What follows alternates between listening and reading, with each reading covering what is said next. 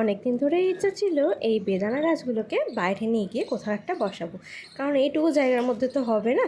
তাই কদিন ধরে বেশ বৃষ্টি হচ্ছে, ওয়েদারটা বেশ সুন্দরই আছে। তাই আজকে বেদানা গাছটা তুলেই ফেললাম। চলুন এটাকে বাইরে নিয়ে গিয়ে বসিয়ে দিই। প্রথমেই আগে নিয়ে নিলাম এক বালতি জল, আর শুধু শুধু গাছটাকে বাইরে না রেখে জলের মধ্যে চুবিয়ে রেখে দিলাম। আর এই জায়গাটাতে না বসিয়ে দেবো। আসলে এই জায়গাটা হচ্ছে আমাদের গোয়ালের পিছন, আর এই জায়গাটাতে প্রচুর গোবর সার আছে, তার জন্য গাছপালাও কিন্তু হয় অসম্ভব রকম সুন্দর। তো চলুন আগে এখানে মাটিটা খুশে নিই। ওপরে আছে কিছু ইট পাটকেল, তবে তলাতে কিন্তু একদম মাটি গোবর সারে ভর্তি। দেখেছেন বাইরের ওয়েদারটা কি সুন্দর, কত সুন্দর হাওয়া দিচ্ছে। তো এদিকে আমি গর্ত করে নিয়ে আগে গর্তে কিছুটা জল দিয়ে দিয়েছি, মাটিটা যাতে তলা পর্যন্ত ভিজে যায়। এরপরে আমি গাছটি বসিয়ে দিলাম, আর ওপর থেকে দিয়ে দিলাম ওই শুকনো ঘুঁটের কিছু কুচি, আর জল দিয়ে দিলাম বেশ ভালো করে।